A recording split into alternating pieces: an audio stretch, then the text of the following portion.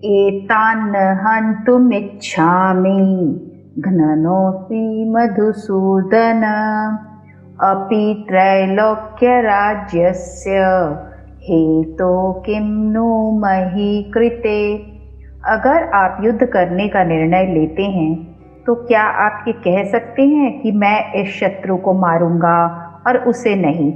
युद्ध में हर कोई एक योद्धा होता है और अगर वह शत्रु पक्ष से है तो आपने उसको मारना ही है। यही दुविधा है अर्जुन की जो वो बता रहे हैं। हे मधुसूदन, मुझे मारने पर भी अथवा तीनों लोकों के राज्य के लिए भी मैं इन सबको मारना नहीं चाहता, फिर पृथ्वी के लिए तो कहना ही क्या है। देखिए यहाँ भक्तों, तीन लोक यानी स्वर्ग लोक, पाताल लोक, पृथ्वी लोक का राज्य भी अर्जुन को नहीं चाहिए। यदि उसके लिए उसे अपनों का वध करना पड़ता है तो उसे वो नहीं चाहिए। भक्तों, जीवन में कई बार ऐसी घड़ी आती है जब हमको जो सबसे प्रिय है ना उसका त्याग करना पड़ता है, क्योंकि हमें अपने ध्येय की ओर बढ़ना पड़ता है और अगर हम ऐसा करते हैं तभी हमें ध्येय की प्राप्ति होती है। निहत्य धार्तराष्ट्रान्नः का प्रीतिः स्याज्जनार्दन पापमेवाश्रयेदस्मान् हत्वैतानाततायिनः। अर्जुन कहते हैं, हे जनार्दन, धृतराष्ट्र के पुत्रों को मारकर हमें क्या प्रसन्नता होगी। इन आतताइयों को मारकर तो हमें पाप ही लगेगा। आतताई 6 प्रकार के होते हैं। आग लगाने वाला, विष देने वाला, हाथ में शस्त्र लेकर मारने को तैयार हुआ, धन को हरने वाला, जमीन छीनने वाला और स्त्री का हरण करने वाला। दुर्योधन आदि में 6 ही लक्षण घटते थे। उन्होंने पांडवों को लाक्षागृह में आग लगाकर मारना चाहा था। भीमसेन को जहर खिलाकर जल में फेंक दिया था। हाथ में शस्त्र लेकर वे पांडवों को मारने के लिए तैयार थे ही। द्यूत क्रीड़ा में छल कपट करके उन्होंने पांडवों का धन और राज्य हर लिया था। द्रौपदी को भरी सभा में लाकर मैंने तेरे को जीत लिया है, तू मेरी दासी हो गई है आदि शब्दों से बड़ा अपमान किया था। अर्जुन कहते हैं, ऐसे आतताइयों को क्रोध लोभ के वशीभूत होकर मार कर कुटुंबियों की हिंसा का कार्य क्यों करें। इनको मारने से हमें जो पाप लगेगा वह परलोक में हमें भयंकर दुख देने वाला होगा। तस्मान्नर्ह वयं हन्तुं धार्तराष्ट्रान् स्वबान्धवान् स्वजनं हि कथं हत्वा सुखिनः स्याम माधव। अर्जुन कहते हैं, हे माधव, अपने ही बांधव धृतराष्ट्र के पुत्रों को मारने के लिए हम योग्य नहीं हैं, क्योंकि अपने ही कुटुंब को मारकर हम कैसे सुखी होंगे। अगर हम क्रोध अथवा लोभ के वेग में आकर इनको मार भी दें तो वेग शांत होने पर हमें रोना ही पड़ेगा। अर्थात क्रोध और लोभ में आकर हम क्या अनर्थ कर बैठे, ऐसा पश्चाताप ही करना पड़ेगा। चित्त में उनकी मृत्यु का शोक सताता रहेगा। ऐसी स्थिति में हमें कभी प्रसन्नता हो सकती है क्या। तात्पर्य है कि इनको मारने से हम इस लोक में जब तक जीते रहेंगे तब तक हमारे चित्त में कभी प्रसन्नता नहीं होगी और इनको मारने से हमें जो पाप लगेगा वह परलोक में अत्यंत दुख देगा। यद्यपेते न पश्यन्ति लोभोपहत चेतसः कुलक्षय कृतं दोषं मित्रद्रोहे च पातकम् कथं न ज्ञेयमस्माभिः पापादस्मान् निवर्तितुं कुलक्षय कृतं दोषं प्रपश्यद्भिर्जनार्दन। आपका शत्रु किसी भी तरह के पाप को करने को तैयार है, लेकिन आप समझते हैं कि जो गलत है, अनुचित है, नहीं करना चाहिए, इन 2 श्लोक में अर्जुन ने इसी दुविधा को बताया है। यद्यपि लोभ से भ्रष्ट चित हुए ये लोग कुल के नाश से उत्पन्न दोष को और मित्रों से विरोध करने में पाप को नहीं देखते, तो भी हे जनार्दन, कुल के नाश से उत्पन्न दोष को जानने वाले हम लोगों को इस पाप से हटने के लिए क्यों नहीं विचार करना चाहिए। यद्यपि दुर्योधन आदि अपने कुल क्षय से होने वाले दोष को और मित्र द्रोह से होने वाले पाप को नहीं देखते, अगर वे मित्र हमें दुख दे तो हमारे पूर्व पापों का ही नाश होगा, हमारी शुद्धि ही होगी। परंतु हमारे मन में अगर द्रोह वैर भाव होगा तो वह मरने के बाद भी हमारे साथ रहेगा और जन्म जन्मांतर तक हमें पाप करने में प्रेरित करता रहेगा, जिससे हमारा पतन ही पतन होगा। ऐसे अनर्थ करने और मित्रों के साथ द्रोह पैदा करने वाले इस युद्ध रूपी पाप से बचने का हमें विचार करना चाहिए। कुलक्षये प्रणश्यन्ति कुलधर्माः सनातनाः धर्मे नष्टे कुलं कृत्स्नम् अधर्मोऽभिभवत्युत। अर्जुन कहते हैं, कुल के नाश से सनातन कुल धर्म नष्ट हो जाते हैं। धर्म के नाश हो जाने पर संपूर्ण कुल में पाप भी बहुत फैल जाता है। जब से कुल का आरंभ हुआ है, तभी से कुल के धर्म अर्थात कुल की पवित्र परंपराएं, पवित्र रीतियां, मर्यादाएं भी परंपरा से चलती आई है। परंतु जब कुल का क्षय हो जाता है, तब सदा से कुल के साथ रहने वाले धर्म भी नष्ट हो जाते हैं। अर्थात जन्म के समय, द्विजाति संस्कार के समय, विवाह के समय, मृत्यु के समय और मृत्यु के बाद किए जाने वाले जो शास्त्रीय पवित्र रीति रिवाज हैं, जो कि जीवित और मृत आत्मा मनुष्यों के लिए इस लोक में और परलोक में कल्याण करने वाले हैं, वे नष्ट हो जाते हैं। जब कुल की पवित्र मर्यादाएं, पवित्र आचरण नष्ट हो जाते हैं, तब धर्म का पालन न करना और धर्म से विपरीत काम करना कुल को दबा देता है और संपूर्ण कुल में अधर्म छा जाता है। अधर्माभिभवात् कृष्ण प्रद्युष्यन्ति कुलस्त्रियः स्त्रीषु दुष्टासु वार्ष्णेय जायते वर्णसंकरः। अर्जुन कहते हैं, हे कृष्ण, पाप के अधिक बढ़ जाने से कुल की स्त्रियां अत्यंत दूषित हो जाती है, और हे वार्ष्णेय, स्त्रियों के दूषित हो जाने पर वर्ण संकर उत्पन्न होता है। धर्म का पालन करने से अंतःकरण शुद्ध हो जाता है। अंतःकरण शुद्ध होने से बुद्धि सात्विकी बन जाती है। सात्विक बुद्धि में क्या करना चाहिए और क्या नहीं करना चाहिए, इसका विवेक जागृत रहता है। परंतु जब कुल में अधर्म बढ़ जाता है, तब अंतःकरण अशुद्ध होने से बुद्धि तामसी बन जाती है। इस विपरीत बुद्धि से कुल की स्त्रियां दूषित हो जाती हैं।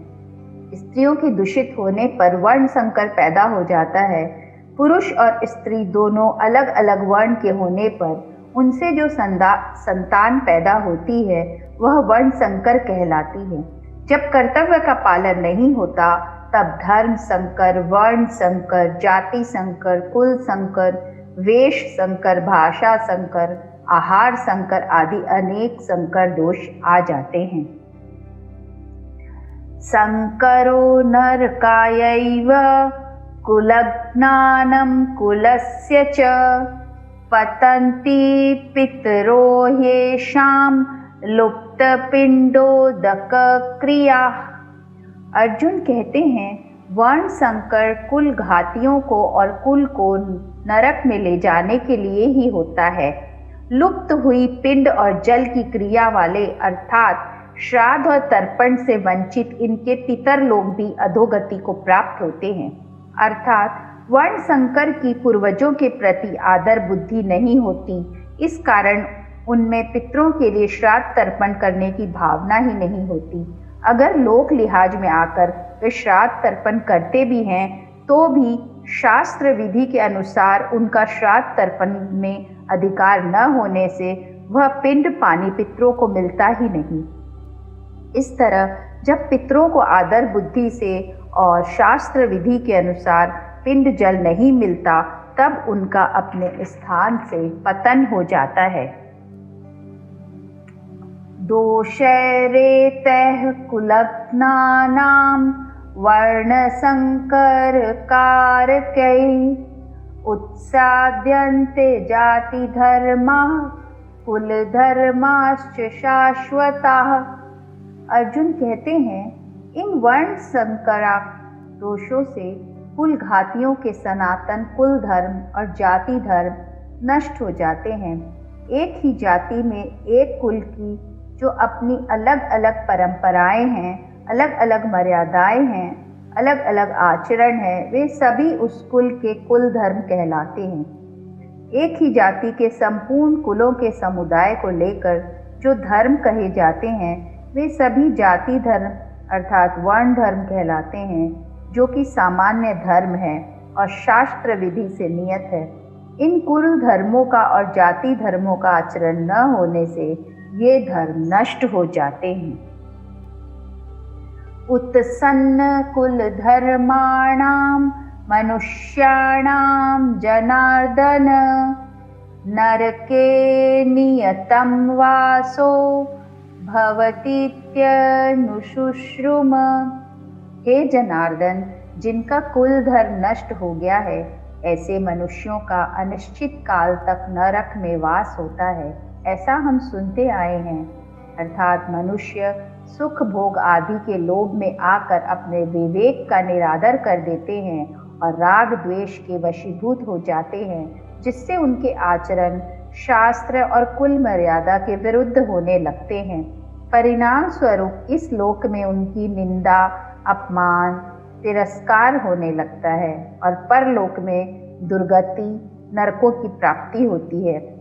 अपने पापों के कारण उनको बहुत समय तक नरकों का कष्ट भोगना पड़ता है। ऐसा हम परंपरा से बड़े बूढ़ों गुरुजनों से सुनते आए हैं। अहोबत महत् पापम कर्तुं व्यवसिता वयं यद्राज्य सुख लोभेन हन्तुं स्वजनमुद्यतः। अर्जुन अब स्वयं को दोष दे रहे हैं।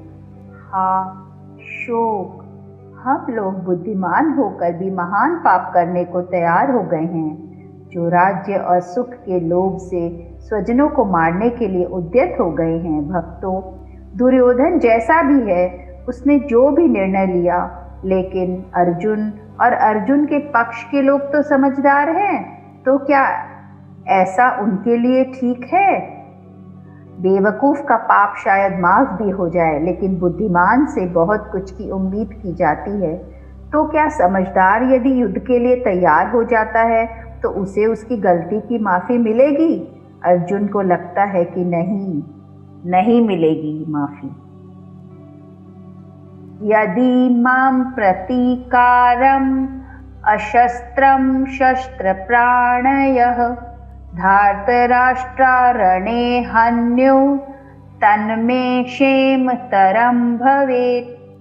आंखें बंद करके किसी अपने के बारे में सोचिए जो आपको बहुत प्रिय है, जो आपका अपना है, जिसकी गोद में आप खेले हों, जिसके साथ खेले हो, चाहे वो आपसे बड़ा हो या छोटा। क्या आप उसे मार पाएंगे? अरे, उससे अच्छा तो आपको लगेगा उसके हाथों आप स्वयं मर जाएं। यही बात अर्जुन कहते हैं। यदि मुझ शस्त्र रहित एवं सामना न करने वाले को शस्त्र हाथ में लिए हुए धृतराष्ट्र के पुत्र रण में मार डाले, तो वह मरना भी मेरे लिए अधिक कल्याणकारक होगा। संजय उवाच एवमुक्त्वार्जुनः संख्ये रथोपस्थ उपाविशत् विसृज्य सशरं चापं शोकसंविघ्नमानसः।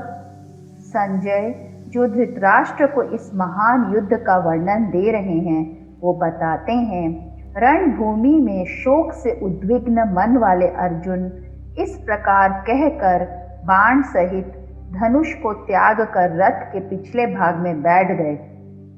युद्ध करना संपूर्ण अनर्थों का मूल है। युद्ध करने से यहाँ कुटुंबियों का नाश होगा, परलोक में नरकों की प्राप्ति होगी।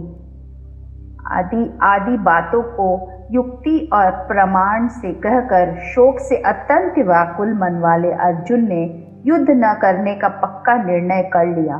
अर्जुन की ऐसी शोकाकुल अवस्था होने में मुख्य कारण है भगवान का भीष्म और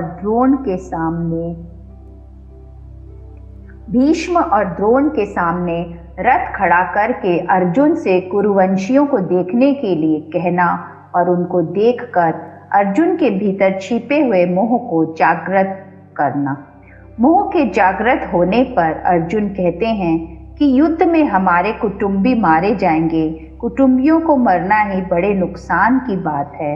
दुर्योधन आदि तो लोभ के कारण इस नुकसान की तरफ नहीं देख रहे हैं, परंतु युद्ध से कितनी अनर्थ परंपरा चल पड़ेगी, इस तरफ ध्यान देकर हम लोगों को ऐसे पाप से निवृत्त हो जाना चाहिए। हम लोग राज्य और सुख के लोभ से कुल का संहार करने के लिए रणभूमि में खड़े हो गए हैं। यह हमने बड़ी भारी गलती की है। अतः युद्ध न करते हुए शस्त्र रहित मेरे को यदि सामने खड़े हुए योद्धा लोग मार भी दे तो उससे मेरा हित ही होगा। इस तरह अंतःकरण में मोह छा जाने के कारण अर्जुन युद्ध से उपरत होने में एवं अपने मर जाने में भी हित देखते हैं और अंत में उसी मोह के कारण बाण सहित धनुष का त्याग करके विषाद मग्न होकर बैठ जाते हैं। यह मोह की ही महिमा है। जो अर्जुन धनुष उठाकर युद्ध के लिए तैयार हो रहे थे, वही अर्जुन धनुष को नीचे रखकर शोक से अत्यंत व्याकुल हो रहे हैं। हरि भक्तों, ये था पहला अध्याय भगवद गीता का अर्जुन विषाद योग। इसमें अर्जुन के दुख के होने की, उसके मन में शंका आने की यही बात हमारे सामने साफ मुखर होकर आती है। अब इसके बाद के अध्याय में श्री कृष्ण अर्जुन के दुख का, शंका का, परेशानी का, हर प्रश्नों का किस तरह भली भांति उत्तर देंगे, उसे जानेंगे और सुनेंगे। तो भक्तों, ये था भगवद गीता का प्रथम अध्याय अर्जुन विषाद योग।